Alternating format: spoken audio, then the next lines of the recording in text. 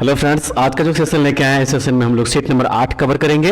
और फ्रेंड्स अभी हम लोग एसएससी जीडी के लिए प्रीवियस ईयर क्वेश्चन का सीरीज कवर कर रहे हैं और इस क्रम में आज 11/1/2023 शिफ्ट 4 के क्वेश्चन को हम लोग देखने जा रहे हैं। ठीक है फ्रेंड्स, आइए शुरू करते हैं आज का सेशन। और इस सेशन में हम लोग जीके जीएस और हिंदी के क्वेश्चन को कवर करेंगे। तो चलिए फ्रेंड्स शुरू करते हैं आज का सेशन। लेकिन उससे पहले अगर आप लोग हमारे चैनल पर नए होंगे तो प्लीज इस चैनल को सब्सक्राइब कर लीजिएगा। और फ्रेंड्स इससे पहले का जो वीडियो अपलोड किया गया है, अगर आप लोग उस वीडियो को नहीं देखे हैं तो इस वीडियो के डिस्क्रिप्शन में उस सारे वीडियो का लिंक यहाँ पे दिया गया, आप लोग यहाँ से देख लीजिए, या फिर हमारे चैनल के प्लेलिस्ट में भी जाके आप लोग उस वीडियो को देख सकते हैं। पीडीएफ के लिए हमारे टेलीग्राम चैनल विलेजर्स कॉन्सेप्ट को ज्वाइन कर लीजिए, वहां से इसका पीडीएफ भी आप लोगों को रिवीजन के लिए मिल जाएगा। पीडीएफ लिंक इस वीडियो के डिस्क्रिप्शन में दिया गया है। साथ ही हमारे व्हाट्सएप चैनल से भी आप लोग जुड़ सकते हैं, उसका भी लिंक इस वीडियो के डिस्क्रिप्शन में दिया गया है। तो फ्रेंड्स ये क्वेश्चन नंबर 1 से लेके 20 तक जो है देखिए रीजनिंग का क्वेश्चन दिया गया है। तो क्वेश्चन नंबर 21 जो हो जाएगा देखिए वहां से हम लोग सामान्य ज्ञान एवं सामान्य जानकारी के क्वेश्चन को देखेंगे। तो क्वेश्चन नंबर जो 21 दिया गया देखिए इसमें कह रहा है कि एनपीएस एक स्वैच्छिक परिभाषित योगदान सेवानिवृत्ति बचत योजना है जो ग्राहकों को सुव्यवस्थित बचत से अपने भविष्य के बारे में इष्टतम निर्णय लेने में सक्षम बनाती है। खाली जगह जो है यहाँ पे क्या करना है, भरना है। तो इसका जो सही आंसर हो जाएगा वो ऑप्शन नंबर 2 जो दिया गया देखिए राष्ट्रीय पेंशन प्रणाली, ये यहाँ पे हो जाएगा। ठीक है, राष्ट्रीय पेंशन प्रणाली जो है यहाँ पे हो जाएगा। तो ऑप्शन नंबर जो 2 दिया गया है इस क्वेश्चन का है सही आंसर। और उसके बाद जो अगला प्रश्न है इसमें कह रहा है कि गोम्फ नृत्य किस राज्य का प्रसिद्ध लोक नृत्य है। गोम्फ नृत्य जो है किस राज्य का प्रसिद्ध लोक नृत्य है। तो यह हो जाएगा देखिए गोवा का एक जो है ये प्रसिद्ध लोक नृत्य हो जाएगा। तो ऑप्शन नंबर जो 2 दिया है इसका बिल्कुल सही आंसर हो जाएगा। अगले प्रश्न में कह रहा है कि निम्नलिखित में से क्या राष्ट्रपति पद के उम्मीदवारों के लिए एक आवश्यक योग्यता नहीं है। इनमें से वह क्या है, तो वह हो जाएगा उच्च शिक्षा। उच्च शिक्षा जो है यह राष्ट्रपति पद की उम्मीदवारी के लिए जो है एक आवश्यक योग्यता में से एक नहीं है। बाकी लोकसभा के सदस्य के रूप में चुनाव के लिए योग्य होना, 35 वर्ष की न्यूनतम आयु और भारत का नागरिक होना, ये तीनों जो है राष्ट्रपति पद की उम्मीदवारी के लिए जो है एक आवश्यक योग्यता है। ये बाकी ये उच्च शिक्षा जो है यह नहीं है। तो इसलिए ऑप्शन नंबर जो 4 दिया गया है इस क्वेश्चन का है सही आंसर। और उसके बाद जो अगला प्रश्न है इसमें देखिए इसमें कह रहा है कि भारत में दशकीय जनगणना कराने की जिम्मेदारी किस मंत्रालय की होती है। किस मंत्रालय की जिम्मेदारी होती है, तो यह गृह मंत्रालय की जिम्मेदारी होती है। ऑप्शन नंबर 1 जो है इसका बिल्कुल सही आंसर हो जाएगा। और चलिए अब अगला प्रश्न जो दिया गया है प्रश्न नंबर 25, इस प्रश्न को देख लीजिए। देखिए फ्रेंड्स इस प्रश्न में कह रहा है कि ऊपर से मृदा की तीसरी परत की पहचान कीजिए। ऊपर से मृदा की तीसरी परत की पहचान कीजिए। तो इसकी जो तीसरी परत हो जाएगी वो हो जाएगी अधस्तरीय अपक्षयित आधारी चट्टानें। ऑप्शन नंबर जो 4 दिया है इसका बिल्कुल सही आंसर हो जाएगा। और उसके बाद जो नेक्स्ट क्वेश्चन दिया गया है इसमें कह रहा है कि हेमिस पर्व मुख्य रूप से कहाँ में मनाया जाता है, कहाँ पे मनाया जाता है। हेमिस पर्व जो है वह मुख्य रूप से कहाँ मनाया जाता है, तो ये मनाया जाता है लद्दाख में। ठीक है, केंद्र शासित प्रदेश लद्दाख में मनाया जाता है ये फ्रेंड्स। ऑप्शन नंबर 3 हो जाएगा। 1971 के भारत पाक युद्ध के समय कौन सी पंचवर्षीय योजना भारत में चल रही थी। कौन सी पंचवर्षीय योजना जो है उस समय भारत में चल रही थी। राइट आंसर इसका चौथी पंचवर्षीय योजना चल रही थी जिसका कि कार्यकाल था 1969 से 74। ठीक है, तो ऑप्शन नंबर जो 2 दिया गया है देखिए इस क्वेश्चन का है सही आंसर। और उसके बाद चलिए अब अगला प्रश्न देख लीजिए। प्रश्न नंबर 28 में है कि भारत में हरित क्रांति का पहला चरण किस दशक के मध्य तक चला था। इसमें पूछा जा रहा है। तो राइट आंसर इसका ऑप्शन नंबर 3 1960 हो जाएगा। देखिए भारत में हरित क्रांति का पहला चरण जो है 1960 के दशक के मध्य से 1970 के दशक के मध्य तक था। तो इसलिए क्या हो जाएगा ऑप्शन नंबर 3 1960 और 1970 जो है इसका बिल्कुल सही आंसर हो जाएगा। और अगले प्रश्न में कह रहा है कि एशियाई खेल वर्ष 2018 का आयोजन निम्नलिखित में से किस देश में किया गया था। किस देश में आयोजन किया गया था एशियाई खेल 2018 का। तो सही आंसर इसका हो जाएगा देखिए इंडोनेशिया। इंडोनेशिया में जो है 2018 का एशियाई खेल का आयोजन किया गया था। इसके 2 शहरों में किया गया था, जकार्ता और पालेमबांग। तो ऑप्शन नंबर जो 1 दिया है इसका हो जाएगा बिल्कुल यहाँ पे सही आंसर। और उसके बाद अगला प्रश्न है कि अपर्णा सतीशन को किस नृत्य शैली में उत्कृष्ट प्रदर्शन के लिए प्रतिष्ठित भारत शास्त्र नृत्य प्रवीण राष्ट्रीय पुरस्कार से सम्मानित किया गया है। किस नृत्य शैली में उत्कृष्ट प्रदर्शन के लिए? सही आंसर है कुचिपुड़ी में। कुचिपुड़ी जो है इस क्वेश्चन का हो जाएगा यहाँ पे बिल्कुल सही आंसर। ठीक है, तो ऑप्शन नंबर जो 4 दिया गया देखिए बिल्कुल सही आंसर हो जाएगा। और उसके बाद अगला प्रश्न है, पुरुषों की श्रेणी में फेंके जाने वाले डिस्कस में प्रयुक्त डिस्कस का व्यास और वजन कितना होता है? व्यास और वजन जो है इसका पूछ रहा है। तो देखिए इसमें वजन जो है इसका कितना होना चाहिए? 2 kg और व्यास जो है 22 सेंटीमीटर। तो ऑप्शन नंबर 3 इस क्वेश्चन का है सही आंसर।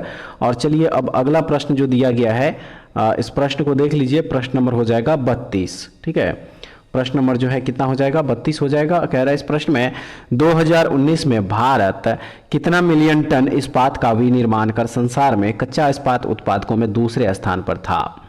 कितना मिलियन टन? तो सही है इसका देखिए 111 मिलियन टन, जो कि ऑप्शन नंबर 4 में बिल्कुल इसका सही आंसर हो जाएगा। और अगला प्रश्न है, निम्नलिखित में से कौन से तत्व की परमाणु संख्या 33 है? कौन से तत्व की परमाणु संख्या 33 है? सही है आर्सेनिक की। आर्सेनिक जो तत्व है इसकी परमाणु संख्या कितनी है? 33 है। तो ऑप्शन नंबर 1 इस क्वेश्चन का है सही आंसर। नेक्स्ट क्वेश्चन में कह रहा है, किसके पास भारत में बैंक नोट जारी करने का एकमात्र अधिकार है? किसके पास है ये अधिकार? तो ये अधिकार है केवल भारतीय रिजर्व बैंक के पास, जिसको कि RBI कहा जाता है। ऑप्शन नंबर 4 इस क्वेश्चन का बिल्कुल सही आंसर हो जाएगा। नेक्स्ट क्वेश्चन में है कि 1 मई 2022 से नीति आयोग के नए उपाध्यक्ष के रूप में पदभार किसने संभाला? राइट आंसर इस क्वेश्चन का देखिए सुमन बेरी। ऑप्शन नंबर 4 हो जाएगा इस क्वेश्चन का राइट आंसर। और अगले प्रश्न में कह रहा है कि चूंकि मौर्य साम्राज्य इतना बड़ा था इसलिए अलग अलग हिस्सों पर अलग अलग शासन किया जाता था। किसके आसपास के इलाकों पर सम्राट का सीधा नियंत्रण था? किसके आसपास के इलाकों पर सम्राट का सीधा नियंत्रण था? तो सही हो जाएगा इसका देखिए पाटलिपुत्र के आसपास। ऑप्शन नंबर 3 हो जाएगा। अगला प्रश्न देख लीजिए 37 नंबर में दिया गया है कि खलीफा की तात्कालिक शक्तियों की रक्षा के लिए किस ईस्वी में बंबई में एक खिलाफत समिति का गठन किया गया था? किस ईस्वी में? तो ये गठन किया गया था मार्च 1919 में। ऑप्शन नंबर 4 हो जाएगा इस क्वेश्चन का सही आंसर। नेक्स्ट दिया गया है कि कोशिका आकार का निम्नलिखित में से कौन सा युग्म सही है? कौन सा युग्म सही है? एक में दिया गया है लाल रक्त कोशिकाएं गोलाकार और पेशी कोशिका जो है तुर्क रूपी। तो इसका जो सही आंसर हो जाएगा वो ऑप्शन नंबर 2 हो जाएगा। 1 तथा 2 जो है देखिए दोनों सही है, दोनों यहाँ पे सही हो जाएगा, इसलिए ऑप्शन नंबर 2 बिल्कुल सही आंसर हो जाएगा। चलिए अब अगला प्रश्न जो दिया गया है इस प्रश्न को देख लीजिए। प्रश्न नंबर हो जाएगा 39 और इस प्रश्न में कह रहा है कि निम्नलिखित में से कौन सा मूल कर्तव्य भारतीय संविधान में 42वें संशोधन द्वारा नहीं जोड़ा गया था? वह कौन सा मूल कर्तव्य था? तो वह था 6 से 14 वर्ष की आयु के बीच के बच्चे या प्रतिपालक को शिक्षा के अवसर प्रदान करना। ऑप्शन नंबर जो 1 दिया गया है इस क्वेश्चन का यहाँ पे सही आंसर हो जाएगा। और अगला प्रश्न में जो दिया गया है प्रश्न नंबर 40 यहाँ पे कह रहा है कि सितंबर 2022 में भारतीय रिजर्व बैंक द्वारा यस बैंक के गैर कार्यकारी अंशकालिक अध्यक्ष के रूप में किसे मंजूरी दी गई थी? किसे मंजूरी दी गई थी? तो इसका जो सही आंसर हो जाएगा फ्रेंड्स वो हो जाएगा ऑप्शन नंबर यहाँ पे 3 रामा सुब्रमण्यम गांधी। ऑप्शन नंबर 3 हो जाएगा। और अब देखिए प्रश्न नंबर 41 से लेके 60 तक जो है फ्रेंड्स मैथ का क्वेश्चन है, इसको आप लोग खुद से सॉल्व कर लीजिएगा या फिर इसका PDF हमारे टेलीग्राम चैनल पे उपलब्ध है आंसर सही, तो आप लोग खुद से आंसर देख के सॉल्व अगर करना चाहते हैं तो सॉल्व कर सकते हैं। ठीक है, तो चलिए अब जो है हम लोग देखेंगे प्रश्न नंबर 61 से। ठीक है, प्रश्न नंबर 61 और यहाँ से जो है देखिए अब हिंदी का क्वेश्चन शुरू हुआ है। कह रहा है कि गीतों की लड़ियाँ उपर्युक्त अशुद्ध वाक्य खंड का शुद्ध रूप क्या होगा? शुद्ध रूप इसका जो है यहाँ पे पूछा जा रहा है कि क्या होगा, तो इसका जो शुद्ध रूप हो जाएगा वो हो जाएगा ऑप्शन नंबर 1 गीतों की कड़ियां हो जाएगा। ठीक है, गीतों की कड़ियां ऑप्शन नंबर जो 1 दिया है इसका बिल्कुल सही हो जाएगा। और उसके बाद जो अगला प्रश्न यहाँ से देखिए प्रश्न नंबर 62 में दिया गया है, निम्नलिखित विकल्पों में से किस एक वाक्य में असुर शब्द के लिए उचित पर्यायवाची का प्रयोग हुआ है? असुर शब्द के लिए उचित पर्यायवाची का प्रयोग हुआ है, तो सही हो जाएगा इसका देखिए रजनीचर का स्वभाव दुष्टतापूर्ण होता है। तो ऑप्शन नंबर जो 1 दिया है इसका बिल्कुल सही आंसर है।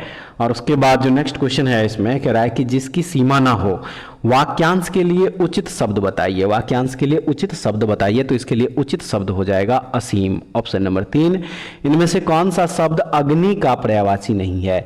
इनमें से वह कौन सा शब्द है जो कि अग्नि का पर्यायवाची इसमें नहीं है? तो वह हो जाएगा देखिए अभंग। अभंग इस क्वेश्चन का राइट आंसर। ऑप्शन नंबर 2 बिल्कुल सही है। निम्नलिखित वाक्य के किस शब्द में अशुद्धि है? वाक्य है देशों में यह बीमारी कोरोना के कारण फैली थी। देशों में यह बीमारी कोरोना के कारण फैली थी, तो सही आंसर इसका जो ऑप्शन नंबर 2 में देखिए बीमारी जो लिखा हुआ है ये सही नहीं लिखा गया है।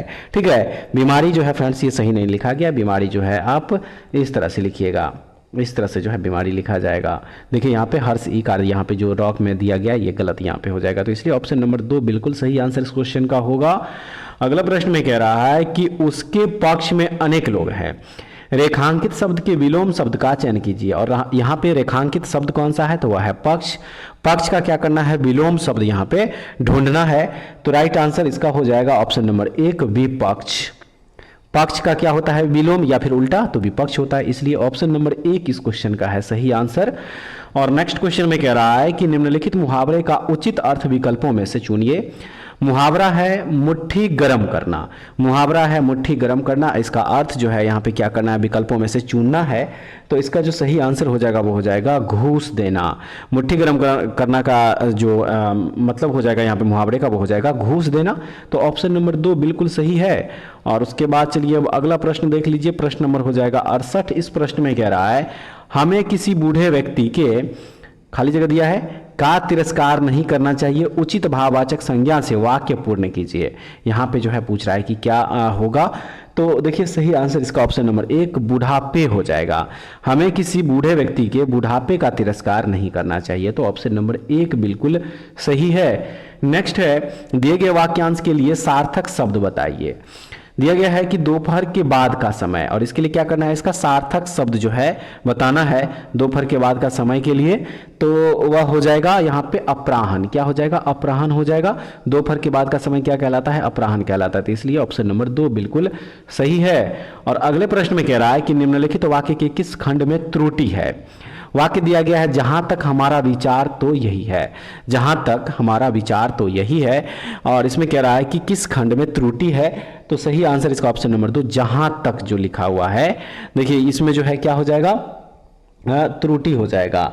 जहां तक यहां अनावश्यक हो जाएगा, इसलिए ऑप्शन नंबर 2 बिल्कुल सही आंसर हो जाएगा। अगला प्रश्न है अगले माह बसंत ऋतु प्रारंभ होगी, रेखांकित शब्द के विलोम शब्द का चयन कीजिए। रेखांकित शब्द यहाँ पे है बसंत, और इसका क्या करना है? विलोम शब्द चुनना है, यानी कि उल्टा शब्द। तो उल्टा शब्द इसके लिए हो जाएगा पतझड़। बसंत का उल्टा क्या होता है? पतझड़ होता है, तो इसलिए ऑप्शन नंबर 3 जो है देखिए बिल्कुल सही आंसर हो जाएगा। उसके बाद चलिए नेक्स्ट क्वेश्चन, टट्टी की ओट से शिकार खेलना मुहावरे का अर्थ क्या है? तो इसका जो अर्थ है वह है छल कपट से काम लेना, यानी कि ऑप्शन नंबर 1 हो जाएगा बिल्कुल सही। अगला प्रश्न देख लीजिए फ्रेंड्स, कह रहा है कि निम्नलिखित वाक्य में रेखांकित खंड के स्थान पर प्रयुक्त होने वाले सबसे उपयुक्त विकल्प का चयन कीजिए। वाक्य दिया गया है टब पानी से ठूसम ठूस भरा है, और इसके लिए क्या कह रहा है? उपयुक्त विकल्प का चयन करें रेखांकित शब्द के लिए। तो राइट आंसर इसका ऑप्शन नंबर 2 हो जाएगा लबालब हो जाएगा। ऑप्शन नंबर 2 बिल्कुल सही आंसर दिया गया है। अगला प्रश्न है निम्नलिखित में से विशेषण शब्द का उदाहरण है। निम्नलिखित में से विशेषण शब्द का उदाहरण इनमें से कौन सा है? तो भारतीय जो है यह एक विशेषण शब्द का उदाहरण हो जाएगा फ्रेंड्स। ऑप्शन नंबर 4 बिल्कुल सही है। अगला प्रश्न है निम्नलिखित वाक्यांश के लिए उपयुक्त सार्थक शब्द है, और वाक्य दिया गया है जो समान ना हो, इसके लिए उपयुक्त सार्थक शब्द चुनना है। हो जाएगा इसके लिए विषम। ऑप्शन नंबर 2 बिल्कुल सही आंसर है। अब यहां से जो है फ्रेंड्स देख लीजिए प्रश्न नंबर 76 से लेके जो है 80 तक जो है एक गद्यांश पहले दिया गया है, तो इस गद्यांश को जो है पहले आप लोग पूरा पढ़ लीजिएगा, ठीक है। और इसी में देखिए कहीं कहीं पे जो है खाली जगह दिया गया है, तो इसी खाली जगह पे क्या करना है? सही शब्द को फिल करना है। तो पहले इसको पढ़ लीजिए, और उसके बाद देखिए यहाँ से अब प्रश्न नंबर 76 जो दिया गया है, देखिए 76 से जो है ऑप्शन दिया गया है। तो 76 में जो 4 ऑप्शन दिया गया है, इसका सही आंसर जो हो जाएगा वो ऑप्शन नंबर 4 विचार हो जाएगा, जो खाली जगह दिया गया है। 77 का right answer friends option number 2 जननी हो जाएगा। 78 का हो जाएगा ऑप्शन नंबर 3 ऋण। उसके बाद प्रश्न नंबर जो 79 है, देखिए 79 का सही आंसर मातृभूमि हो जाएगा ऑप्शन नंबर 1, और 80 का सही आंसर 2 धार जो लिखा हुआ ये हो जाएगा। तो ऑप्शन नंबर 2 बिल्कुल सही आंसर है। फ्रेंड्स उम्मीद करते हैं कि आज का जो सेट लेके आए थे प्रीवियस ईयर का एसएससी जीडी के लिए, ये सेट भी आप लोगों के एग्जाम पॉइंट ऑफ व्यू से काफ़ी महत्वपूर्ण होगा। एक बार वीडियो को जरूर देखिएगा, और उसके बाद जाके जो है इस क्वेश्चन का लेवल कमेंट्स करके आप लोग बताइएगा कि कैसा था, और इसमें से टोटल आप लोग कितना क्वेश्चन सही कर पाए। पीडीएफ के लिए हमारे टेलीग्राम चैनल से जुड़ जाइए, वहाँ से इसका PDF भी आप लोगों को मिल जाएगा रिवीजन के लिए। तो फ्रेंड्स ऐसे ही वीडियो के लिए हमारे चैनल से जुड़े रहिए। नेक्स्ट वीडियो में दोबारा फिर से मिलते हैं, तब तक के लिए जय हिंद।